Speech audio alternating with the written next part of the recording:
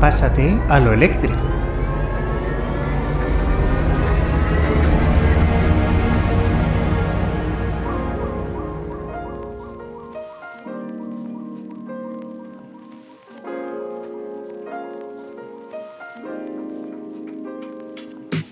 Bienvenidos a Pásate a lo eléctrico, el podcast de divulgación sobre movilidad eléctrica de referencia en España. Mi nombre es Javier Costas y soy periodista de motor. De la misma forma que no es equiparable el negocio de vender forraje para los caballos con el de vender combustible, tampoco es lo mismo vender combustible que recargar vehículos eléctricos. Debido a ello, cualquier enfoque que se haga de esta actividad a partir de la otra, sin entrar en otras consideraciones, puede resultar tremendamente erróneo. Por ejemplo, solo hay que tener en cuenta la estructura de costes de una gasolinera y de una estación de recarga. Pongamos que una de recarga rápida o ultra rápida para asemejar un poco el uso previsto. El cliente viene, quiere recuperar energía rápidamente y continuar su camino.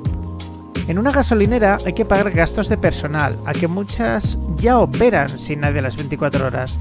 Comprar combustible por camiones, limpieza, aprovisionamiento de tienda, etc.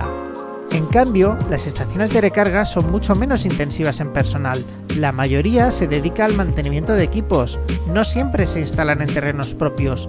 Los cargadores de alta potencia son muy caros, deben tener conexiones telemáticas obligatoriamente, etc. Por esta razón, en la movilidad eléctrica puede costar mucho más cada kilovatio hora dependiendo de quién lo sirve, si un punto de recarga doméstico, uno público de baja potencia o uno de alta potencia que permite hacer paradas inferiores al cuarto de hora. Esto no va a cambiar apreciablemente, siempre va a ser más caro recargar rápidamente que a un ritmo más lento. Dejando al margen la iniciativa pública de instalar algunos puntos de recarga a nivel local, con o sin subvenciones por medio, está siendo la iniciativa privada la que está desplegando la red. Son distintas empresas y es muy sano que así sea, porque compiten entre ellas y se evitan situaciones oligopolísticas que tampoco nos gustan a los consumidores. Y claro, estas empresas tienen que ganar dinero, porque si no lo ganan, acabáramos. Esto nos recuerda novedad, y es que los poderes públicos no pueden pretender que los puntos de recarga aparezcan como setas para cumplir lo que ponen en un Excel sin que vaya a haber un beneficio asociado. Que yo sepa, no hay ninguna ONG poniendo puntos de recarga por iniciativa propia. Es más, dudo que tal cosa pueda llegar a funcionar.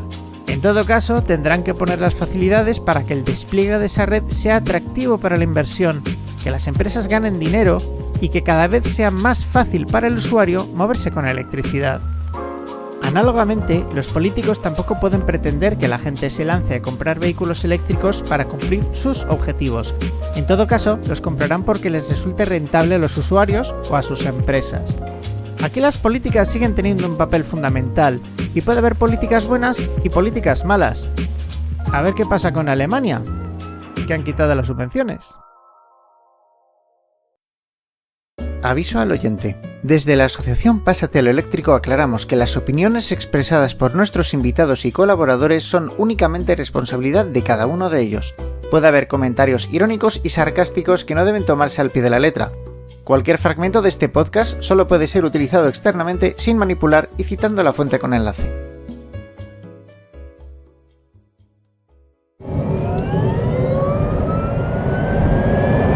Esta tarde damos la bienvenida a Óscar Pulido, responsable del programa de electrificación de flotas en España de la Federación Europea de Transporte y Medio Ambiente, o Transport and Environment. Muy buenas tardes y bienvenido al podcast. Muy buenas tardes y gracias por tenerme en el podcast. En pocas palabras, ¿cómo se define la organización de cara al público? ¿Una agrupación ecologista? ¿Un lobby verde? No, ante todo somos una organización ecologista, aunque tenemos ciertos matices de think tank. Somos una federación, al final, de organizaciones que en cada país tenemos nuestros socios. En España, por ejemplo, podría ser ECODES, Ecologistas en Acción, PTP o EcoUnión. Diríamos que un think tank con barra ONG medioambiental, por definirlo de alguna manera. Por favor, explica a los profanos qué es el nuevo Reglamento Europeo sobre Infraestructuras de Combustibles Alternativos, o AFIR para los amigos. Pues mira, es una cosa que creo que vamos a ir bastante en los años venideros. Básicamente es un reglamento que instruye a los países miembros de la Unión Europea a desplegar cierta potencia de infraestructura de recarga para vehículos eléctricos.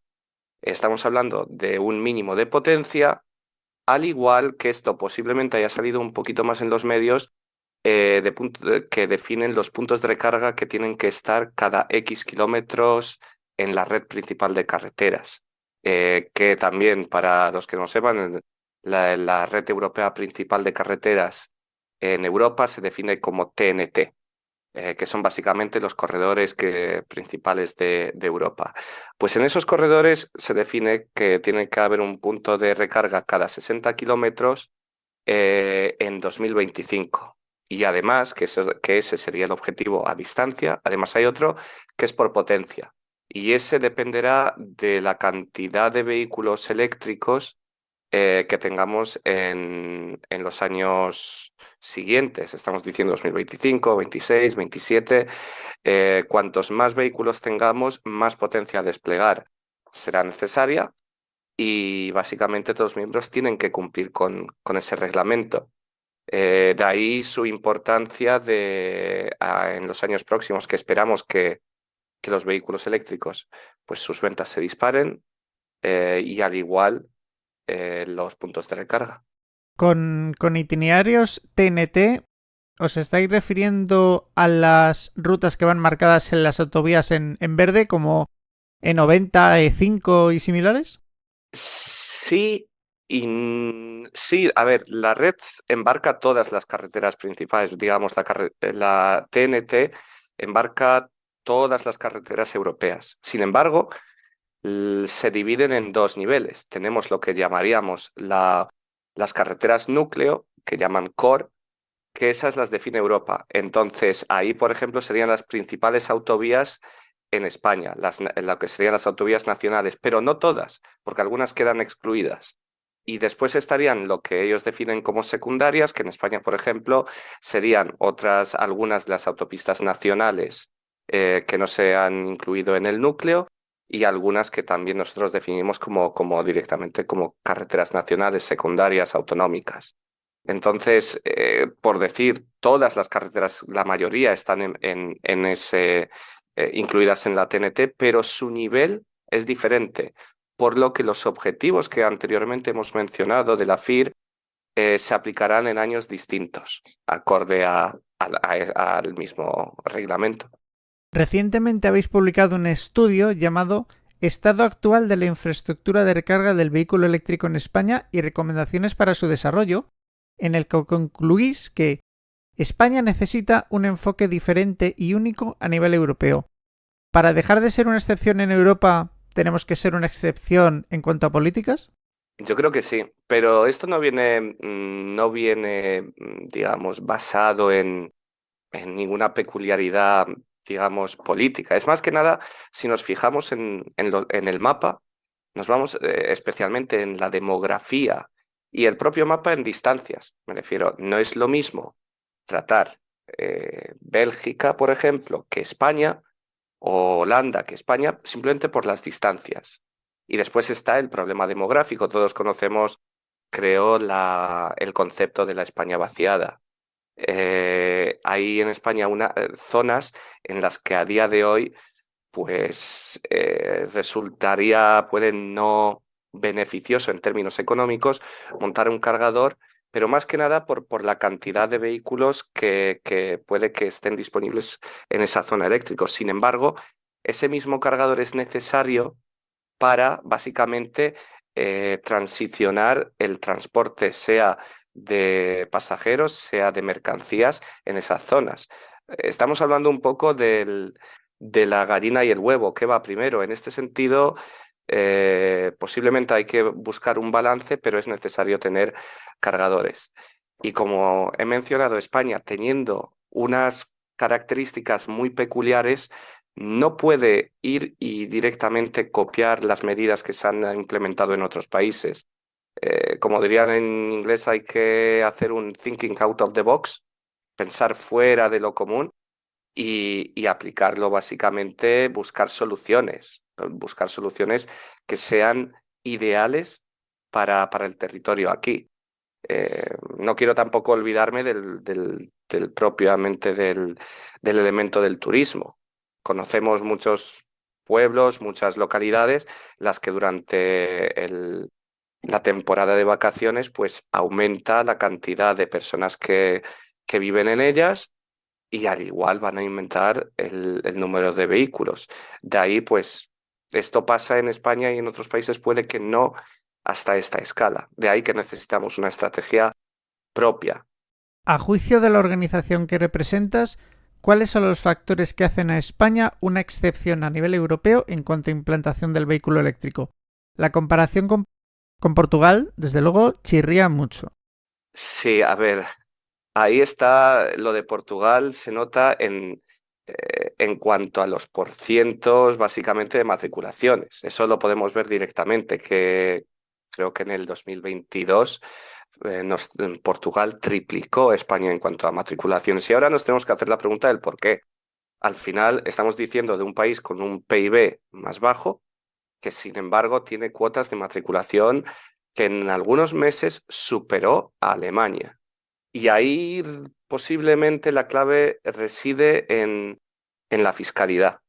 Si nos fijamos en la fiscalidad portuguesa, es muy pro coche eléctrico. Por poner alguna medida aquí, por mencionarla, sería, no sé, la retribución en especie. En Portugal, de las ventajas se puede beneficiar únicamente los vehículos eléctricos e híbridos enchufables. En España la normativa todavía tiene ciertos descuentos aplicables adicionales, estoy diciendo, para vehículos diésel de menos de 120 gramos por kilómetro. Esto estamos diciendo del 70% de las matriculaciones. En el caso de Portugal no hay ningún descuento aplicable, es la tarifa básica para todos los diésel y gasolina dependiendo de su coste digamos, del precio de venta.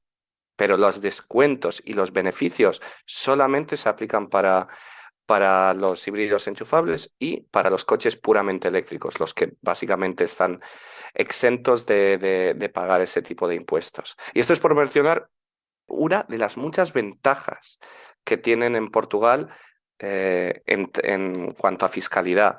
Nos fijamos también en el impuesto de matriculación, nos fijamos también en el impuesto de circulación o la deducción del IVA. Todo eso en Portugal anima al consumidor o a las empresas también a escoger un vehículo eléctrico. En España no hay nada que nos incentive de manera muy clara a escoger un vehículo eléctrico. Y creo que los números reflejan que la estrategia portuguesa, por lo menos en los últimos años, ha sido buena y así se puede, creo decir, que han triunfado.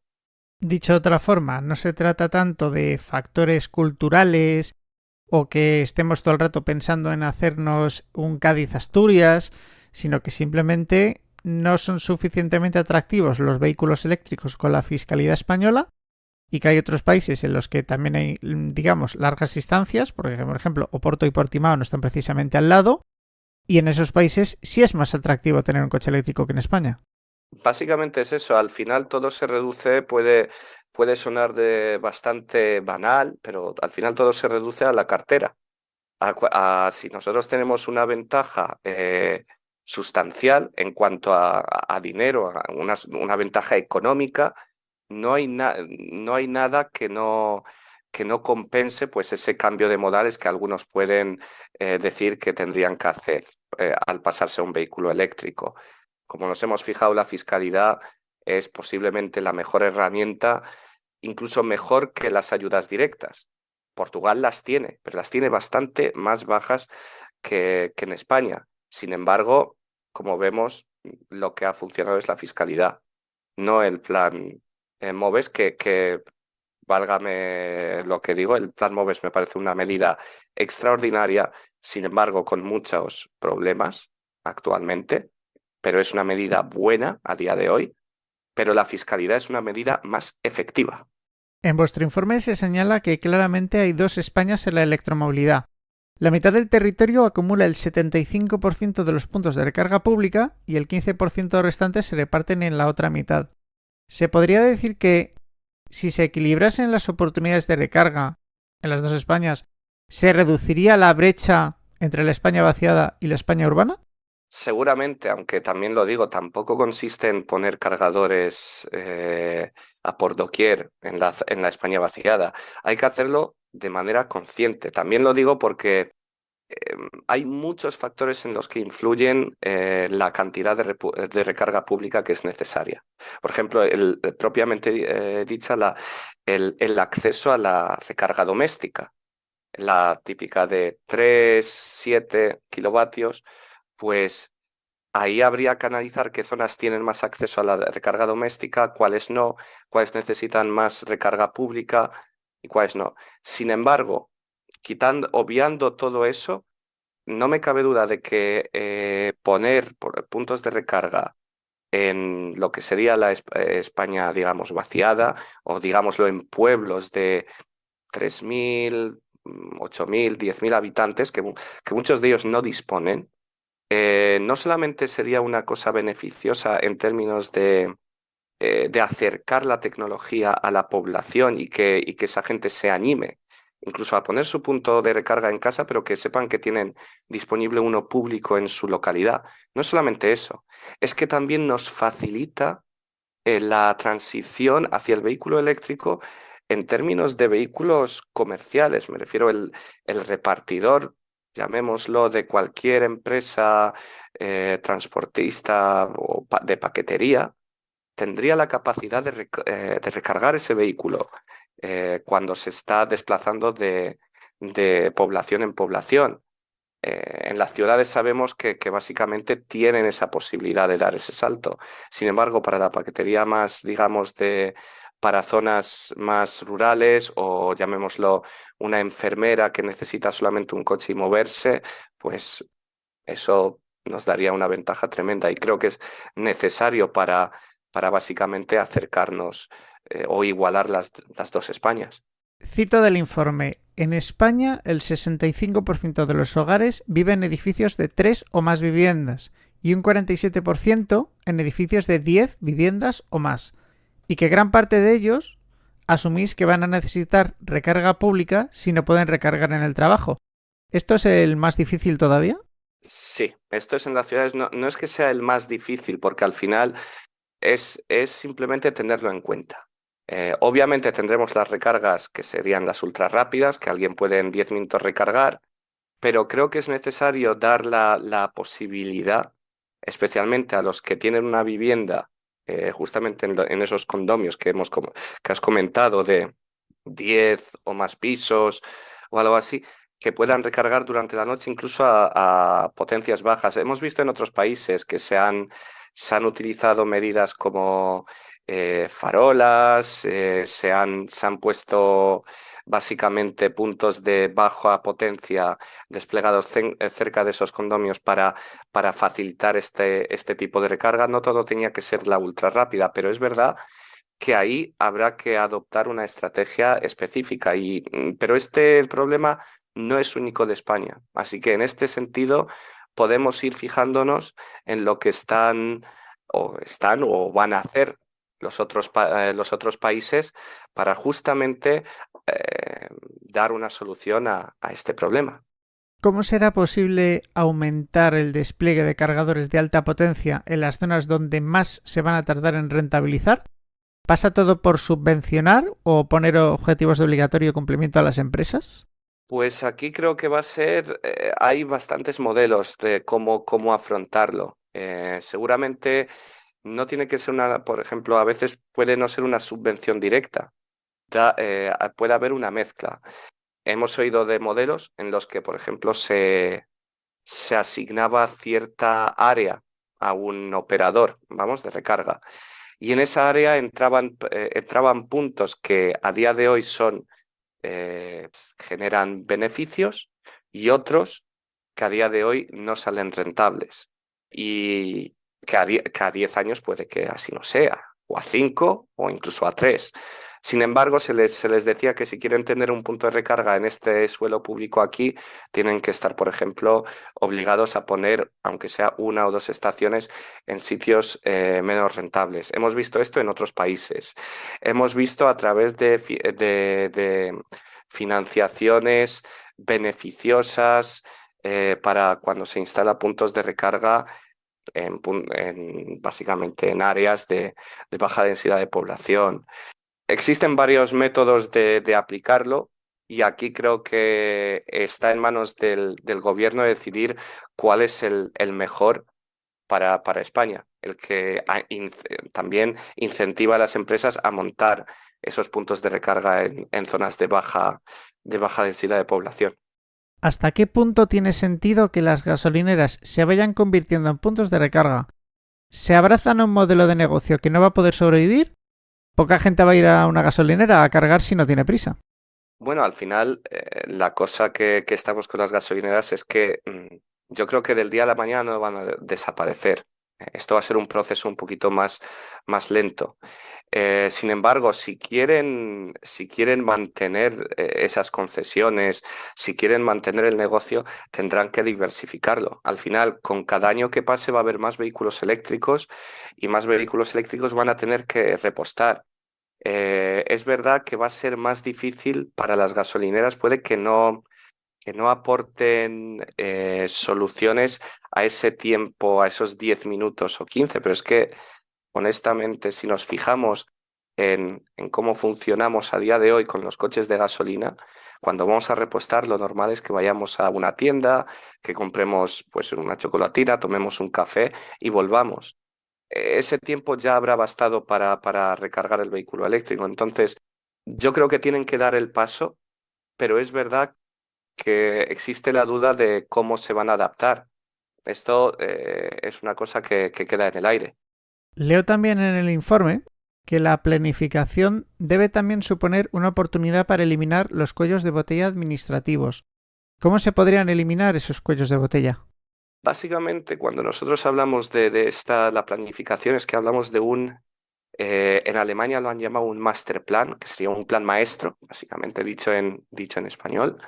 Y creo que es necesario que no solamente ese plan maestro abarque los problemas que hemos comentado anteriormente, dicha sea cómo desplegar puntos de recarga en zonas de baja densidad de población, cómo acatar pues, el problema del turismo o lo ya mencionado, los edificios de 10 o más pisos.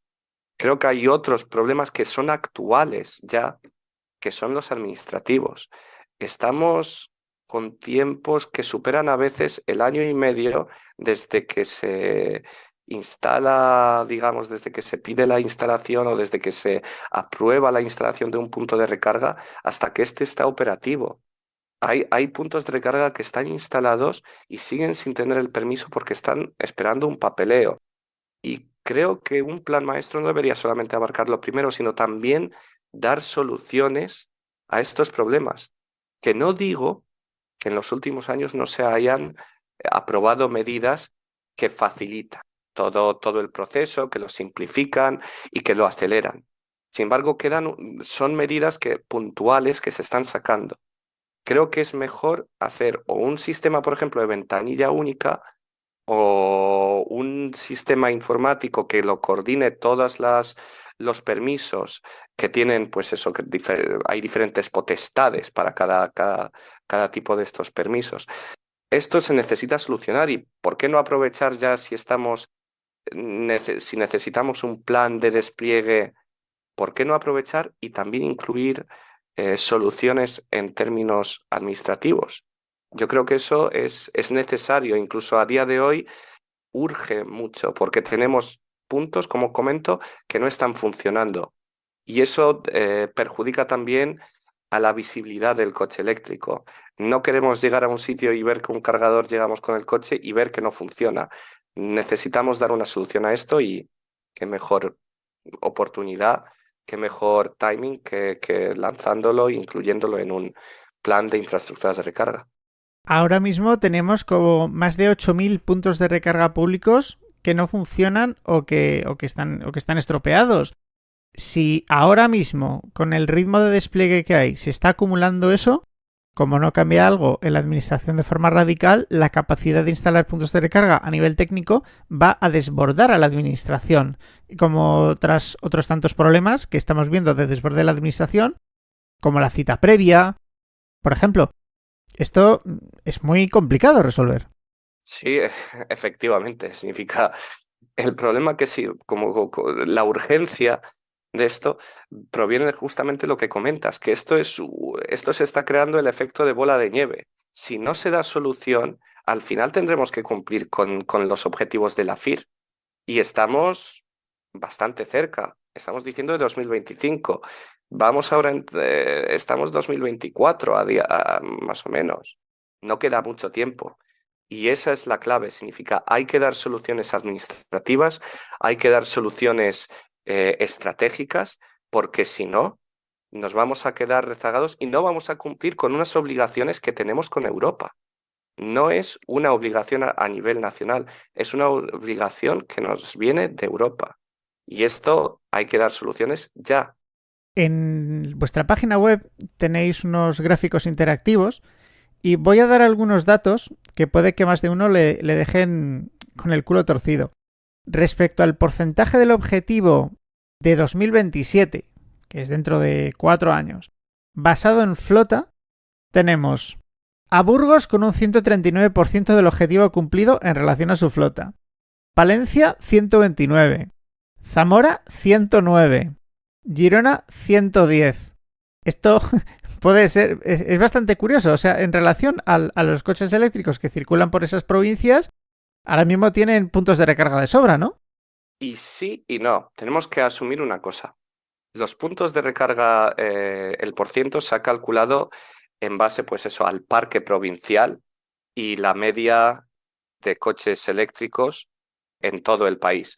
No queríamos ir por cuántos coches eléctricos hay en cada provincia por una simple razón, porque el objetivo es democratizar. No podemos decir que en Madrid hay un porciento más alto y en, digamos, Teruel es muy bajo. Al final lo que queremos es democratizar, entonces tenemos que asumir una media.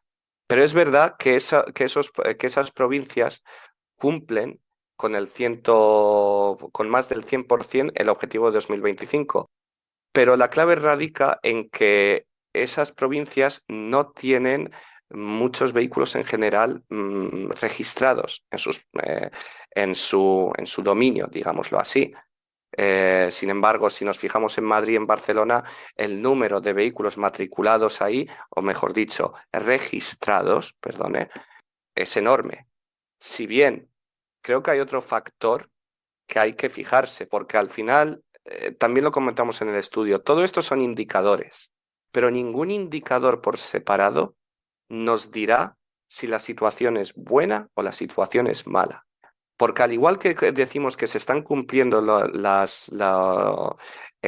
digamos, el objetivo de AFIR, si este fuera a nivel provincial, que esto cabe también señalar que el objetivo de AFIR es a nivel nacional. Nosotros hemos hecho un estudio a nivel provincial justamente con ese fin, con el fin de mostrar que esto tiene que democratizarse, que no se puede concentrar solamente los cargadores en ciertas zonas del país. Sin embargo, volviendo digamos, a lo principal, hay muchos factores, porque está el factor de kilómetros cuadrados por cargador, está el indicador de vehículos registrados en cada provincia por cargador, y todo eso nos da un poco, nos tiene que dar la visión dónde hay que invertir más y dónde menos. Pero es verdad y puede resultar curioso que a día de hoy Burgos o alguna otra provincia esté cumpliendo con más del 100% un objetivo de 2025. Sí, claro, si estos fueran a nivel provincial, lo repito. E hilando con la pregunta que te hice antes, entonces tiene sentido que los puntos de recarga de las regiones donde van a ser más rentables, porque va a haber más vehículos y van a tener más eventos de recarga, por decir así, tienen que compensar los puntos de recarga que se colocan en zonas donde se van a utilizar menos y que son menos rentables. Una cosa tiene que compensar a la otra, ¿no? Sí, exactamente. Significa, esa es la lógica. Al final, A día de hoy, nosotros creemos que en los próximos años la mayoría de los puntos será rentable, pero estamos diciendo posiblemente con una vista al futuro de 5 años, 6 años. Hay otras previsiones que incluso indican que menos. Pero es verdad que a día de hoy tiene que haber un balance. Hay que dar ese salto. Siempre pongo un ejemplo porque hay muchas similitudes con cuando se desplegó la red de telefonía móvil. No sé si te acordarás, primero solamente se desplegaba en las carreteras y después fue aumentando la cobertura. Pero es que hubo un tiempo en el que hubo zonas que tenían cobertura que puede que hubiese 2 teléfonos móviles solamente en esa zona. Pero al final hemos llegado a un punto en el que es necesario y que en todos los sitios es rentable. Aquí creo que no es exactamente lo mismo, pero podemos ver un paralelismo entre una situación y otra. Y es verdad que uno tendrá que compensar lo otro, al principio, por lo menos. En Estados Unidos, por ejemplo, se está dando la circunstancia de que las empresas que están desplegando grandes redes de recarga tienen problemas para rentabilizar esa red por los costes de alquiler de las propiedades donde se ponen los cargadores, los propios cargadores, el mantenimiento en áreas geográficas muy dispersas. Es un modelo de negocio más complicado que el de tener una gasolinera, ¿verdad? Efectivamente. También está el conectar esos cargadores a la red, etcétera. Es lo mismo si hablamos de zonas de difícil acceso, como has comentado, no solamente de baja densidad de población, pero digamos que, por ejemplo, en la montaña o en sitios relativamente complicados, llamémoslo así. Por no poner. Y sí, ahí está la clave creo, del negocio, que a día de hoy pues tenemos las concesiones en las carreteras para las gasolineras que ya directamente son rentables. Estos puntos, si reciben una concesión, etcétera, etcétera, pues necesitan tiempo para básicamente para volverse rentables. Y yo creo que aquí el gobierno tiene, en el plan que anteriormente hemos mencionado, tiene que tenerlo en cuenta. Tiene que dar cierto margen o ciertas ventajas, especialmente durante los primeros años, para facilitar a esas empresas montar esos puntos de recarga y que no se vean con unos costes básicamente enormes en los primeros años en los que realmente no pueden generar tantos beneficios. Y es una tarea pendiente del gobierno de básicamente escoger una estrategia para esta situación. Claro, porque si no, podría ocurrir como ha pasado en Japón, que hay algunos puntos de recarga que se instalaron hace mucho tiempo y que cuando llegan al final de su vida teleoperativa no se sustituyen por otros cargadores, sino que directamente los desarman porque no los han rentabilizado. Y eso, evidentemente, es algo que hay que tratar de evitar, ¿no? No se puede ir hacia atrás como los cangrejos. Exacto, significa porque lo único que estaríamos haciendo es dar una imagen negativa.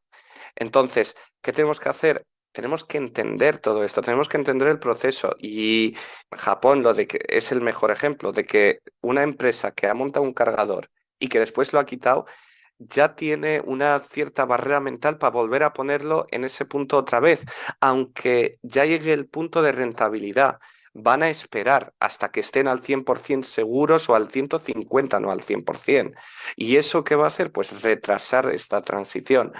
De ahí que es crucial dar ventajas y tener un plan yo diría que es a medio plazo para los próximos 10 años respecto justamente a las empresas de puntos de recarga.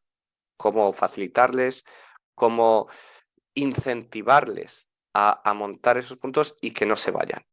Es decir, para atraer a las empresas a que pongan puntos de recarga, tienen que pensar en el medio plazo y que por lo tanto tienen que tener una estructura financiera lo suficientemente sólida como para aguantar unos cuantos años de travesía en el desierto antes de empezar a ganar dinero, ¿no? Efectivamente, ese es el problema a día de hoy, que tienes que tener una base sólida y además tener una visión, tener clara tu misión. Y ahí yo creo que es como he dicho, hay que facilitarles esta operación, porque estamos diciendo tener preparados 5 años o algo así a pérdidas, o 6. Eso solamente se puede conseguir con una estructura financiera muy, muy fuerte, muy, muy sólida, viendo posiblemente plazos muy lejanos o con ciertas ayudas.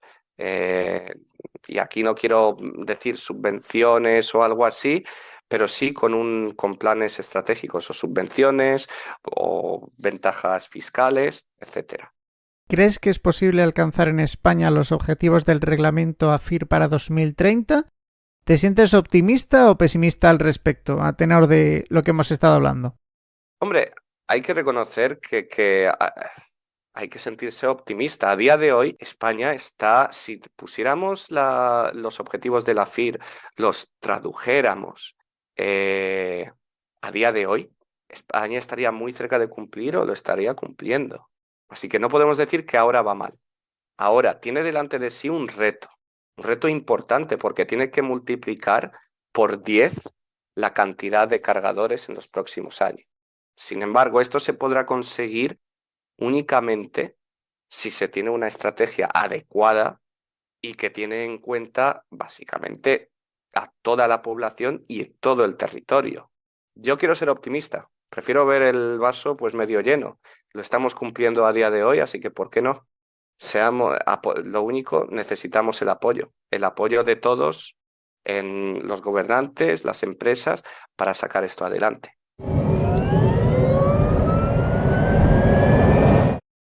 Pásate lo Eléctrico es una asociación sin ánimo de lucro cuyo objetivo es defender y promover la movilidad eléctrica sostenible y las energías renovables. ¿Te está gustando el podcast? No olvides darnos me gusta y suscribirte para no perderte ningún episodio. También puedes colaborar con PayPal y Patreon en pasateloeléctrico.es/colaborar.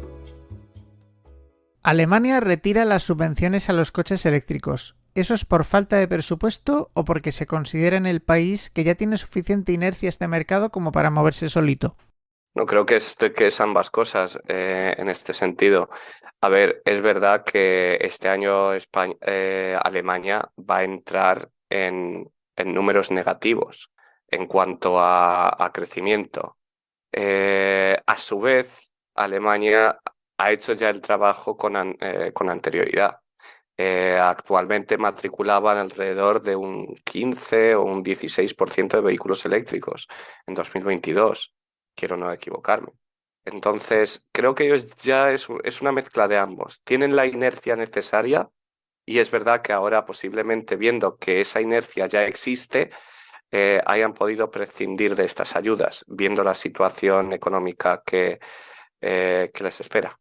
Ahora una pregunta un poco más personal. Después de haber trabajado en Ford y en Stellantis, ¿crees que los fabricantes europeos se comprometen con el coche eléctrico todo lo que pueden o todo lo que quieren? Creo que es un poco de ambas situaciones. Quiero explicar que después de trabajar yo especialmente durante la época de la pandemia, ahí quedó claro que la cadena de suministro es realmente importante en la fabricación de los automóviles y un punto que por entonces no se le prestaba tanta atención. Se asumía que siempre había, por ejemplo, microchips, etcétera.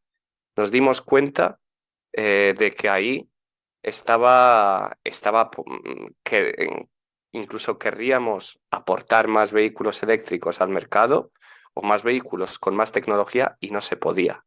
En este sentido, también hay que entender cómo funciona la amortización de las plataformas. Básicamente, una plataforma tiene X años de vida y cuando se hablan de 2025 muchas veces coincide que era el año de vida el final de vida de muchas plataformas que ya existían. Puedo poner por un ejemplo las de Volkswagen, etcétera, las que se utilizaban en el Volkswagen Polo, en el Seat Ibiza.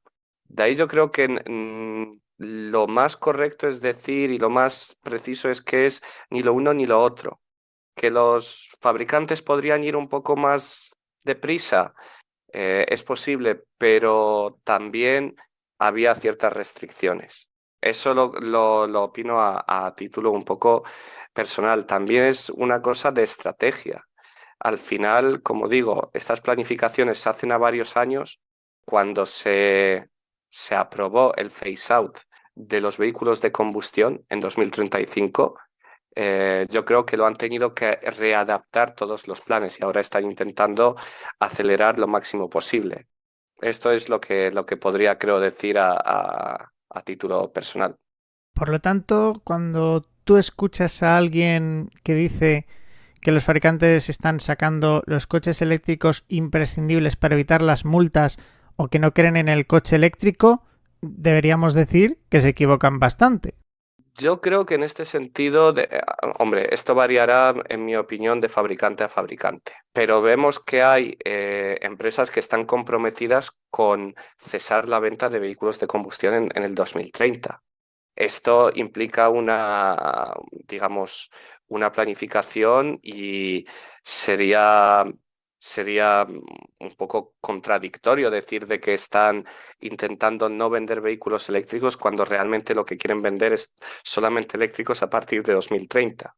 Posiblemente sea una exageración. Yo no digo que no se pueda hacer más, pero tampoco hay que demonizar. Yo creo que hay que entender la situación por ambos lados.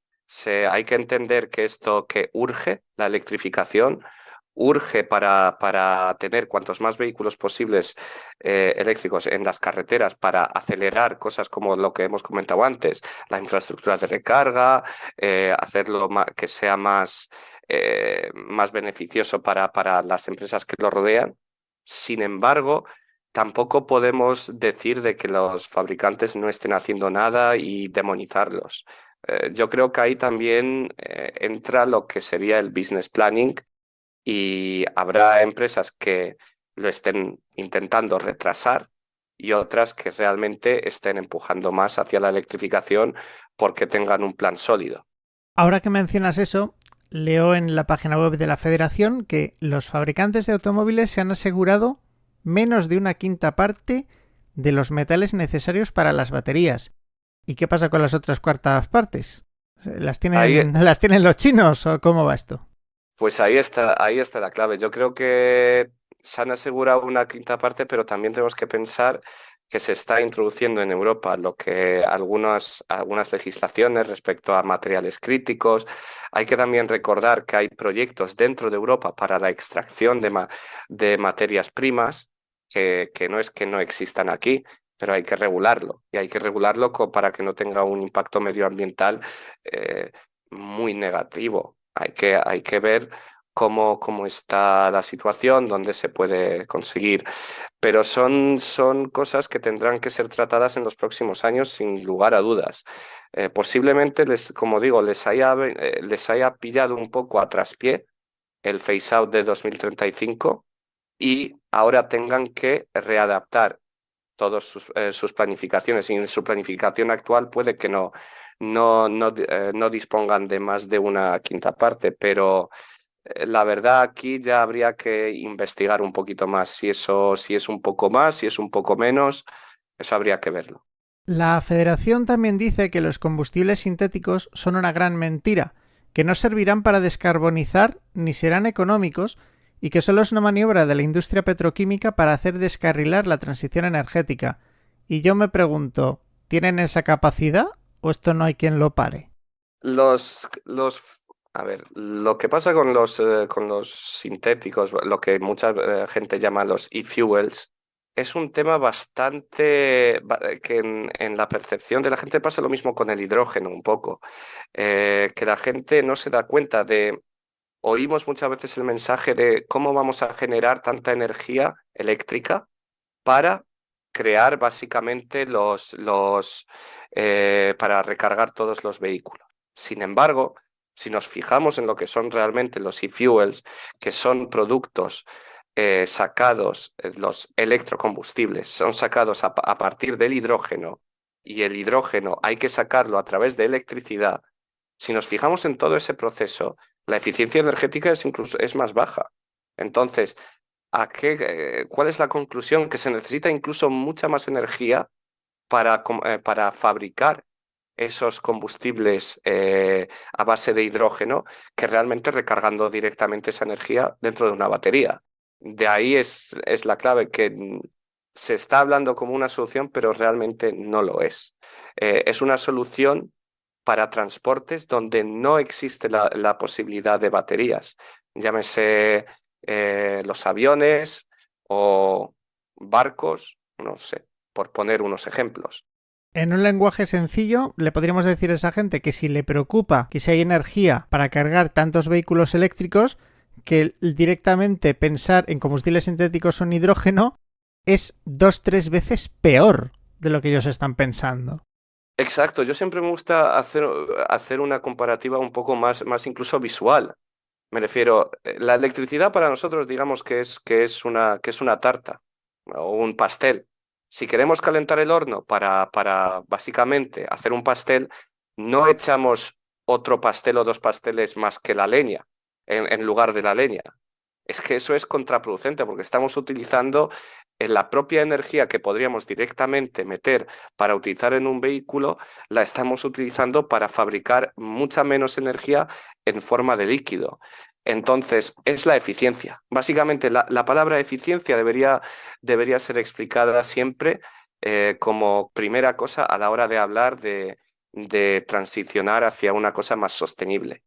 Hablando de transiciones, una propuesta interesante de la Federación y de ECODES es el leasing social, que permitiría acceder a un coche eléctrico por 90 euros al mes a bastante población. ¿Es la solución para acercar la electromovilidad a los bolsillos menos profundos del país? Es una de las muchas soluciones. El leasing social parece ser que va a ser aprobado en las próximas semanas o puede que ya esté aprobado eh, en Francia. Y creo que España deberá sacar básicamente aprender de Francia y ver si lo puede implementar aquí en España.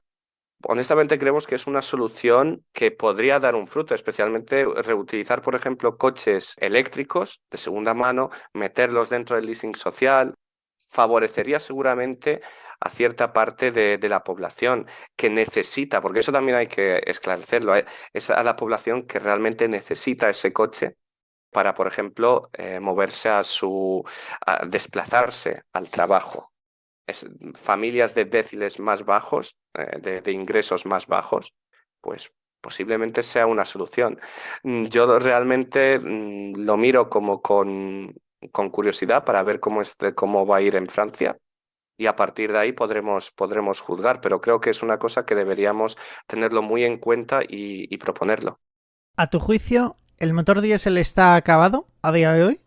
A día de hoy el motor diésel, pues sí, realmente está acabado más que nada por la normativa. Es que está claro que el motor diésel, la gente dice de contaminante, pero es verdad, es que el motor diésel dentro de las ciudades es el único que produce las partículas de NOx, que son las únicas que son tóxicas.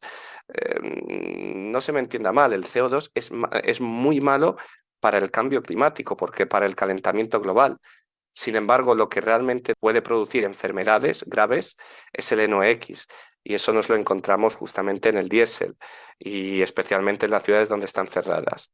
Yo creo que viendo cómo están las legislaciones de otros países, yo lo veo que conviviremos con el diésel durante unos años todavía, pero tiene una fecha de caducidad. Y siendo tú conocedor del mundo de las furgonetas eléctricas, ¿cómo ves la posibilidad de electrificar el transporte entre provincias y comunidades autónomas? ¿Las furgonetas diésel van a seguir dando guerra durante mucho tiempo a nuestro pesar? ¿O las baterías van a poder conseguir que se puedan hacer 200-300 kilómetros, paradas cortas y que se pueda continuar? Yo creo que sí. A ver, también hay que entender que la tecnología avanza y no es lo mismo no es lo mismo que tenemos ahora de lo que tendremos dentro de 5, 6 o 7 años. Las furgonetas es verdad que tienen un poco más de margen. A día de hoy, los modelos disponibles, algunos de ellos ya pueden cubrir los 200 kilómetros o más, acercarse a los 300 kilómetros. Obviamente, aquí también entran una problemática de las furgonetas en sí, que tiene a veces equipos acoplados. Anteriormente con el motor diésel era fácil a través de un alternador conectar un equipo de frío, conectar básicamente una plataforma, pues eso, elevadora o cualquier equipamiento que fuera necesario. Yo creo que aquí todavía está abierta hay incertidumbre en cuanto a las garantías de la batería, dónde se podrá enchufar esto, pero a mi entender, en los próximos años esto cambiará.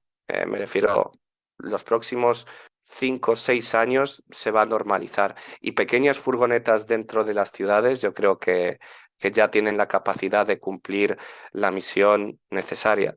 Una de los modelos, cuando se lanzó, uno de los modelos eléctricos, ya era capaz de cumplir el 70% de las misiones que tendría ese modelo, bueno, a las que tendría que enfrentarse.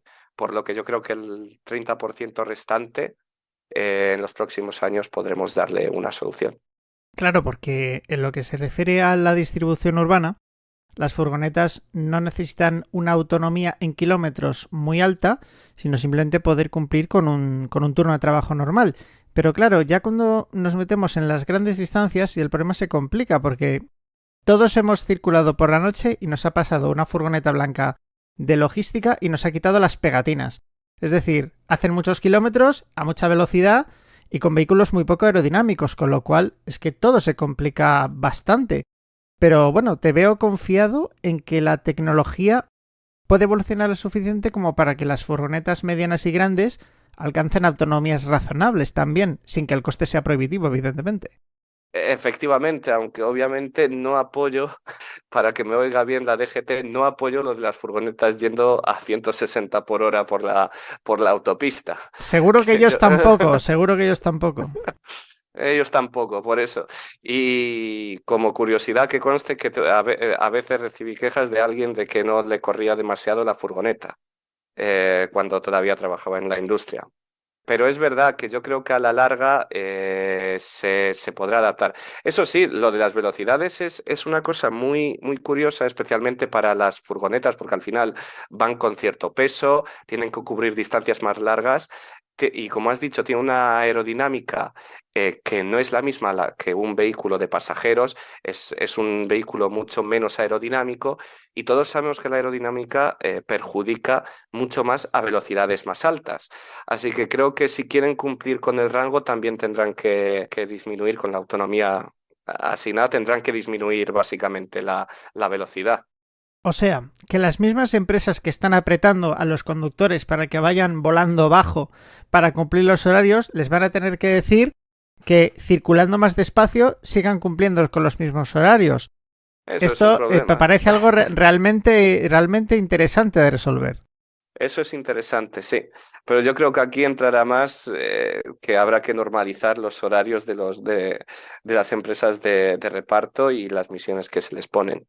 Y que tendrán que al final cumplir, como bien sabes, si son vehículos de más de 3,5 toneladas, que muchos de ellos son, ya los tacógrafos y todo esto, como conductor profesional, tendrán que cumplir con ello. Lo que pasa que la gente intenta evitar furgonetas de alta tara para justamente no incluir esos dispositivos electrónicos. Como bien sabrás, uno de los objetivos de desarrollo sostenible de la tan temida Agenda 2030 es el objetivo de energía asequible y no contaminante.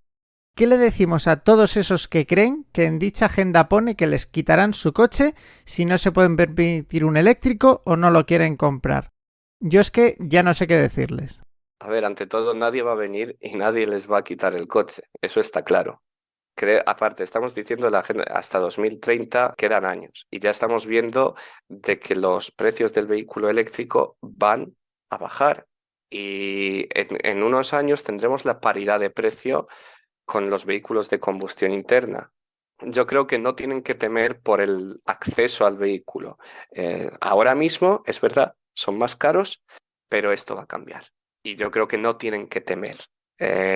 Los coches que tienen los podrán seguir teniendo y podrán esperarse tranquilamente hasta que puedan dar el paso que animamos a que sea lo antes posible pero no va a venir nadie y nadie les va a quitar o forzar a cambiar el coche. Sin embargo, creo que tienen que darse cuenta de que incluso económicamente, a largo plazo, cuando el vehículo sea más asequible, les va a salir más barato tener un eléctrico para desplazarse, porque ahí está la clave del vehículo eléctrico. Es mucho más barato cuantos más kilómetros hacemos. Y ya por último, quería preguntarte cuál sería el crossover perfecto entre la paella valenciana y la gastronomía polaca. ¿Tal cosa es posible? No, lo siento, es que no soy muy fan de la gastronomía polaca, aprecio los dulces, pero lo que es la parte salada no soy muy fan de los pierogi. Ya hablando en términos un poquito más serios, Polonia es un ejemplo de un país en el que la generación de energía no es demasiado limpia porque utilizan muchísimo carbón. Pero aún así, en Polonia interesa mucho la electrificación, aunque se use carbón, ¿no? Yo creo que sí. Además, Polonia tenía ante todo la electrificación y las renovables. Para ellos van a ser claves. Si tienen que abandonar el carbón, son claves porque al final dependían demasiado de Rusia. Todos sabemos que la situación que los países más cercanos a Rusia más les han afectado, ¿verdad? Teníamos también el caso de Alemania. Así que yo creo que para ellos tener coches eléctricos también significa un poco la independencia del petróleo. Ganan básicamente, y eso a España también le beneficiaría directamente, es una independencia energética. Pues nos acercamos al límite de tiempo, así que la entrevista llega hasta aquí y ya solo nos queda agradecerte mucho el tiempo que nos has dedicado y las dudas que nos has resuelto, teniendo en cuenta el conocimiento que tienes de las políticas a nivel europeo, y emplazarte a que en una futura ocasión pues puedas participar en otro programa y nos cuentes más cosas.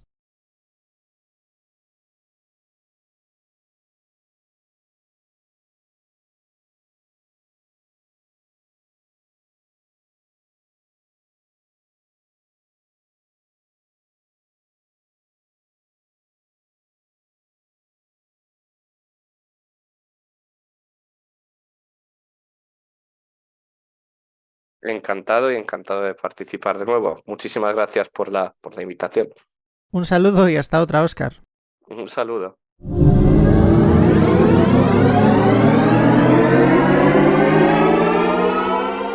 Aquí acaba este podcast de Pásate a lo Eléctrico. Puedes seguirnos en nuestras redes sociales, Pásate a lo Eléctrico en Facebook, Pasa_Eléctrico en Twitter, Pásate a lo Eléctrico en YouTube e Instagram y Pásate Blog en Telegram. Nuestra página web es pasatealoeléctrico.es. Rechaza imitaciones.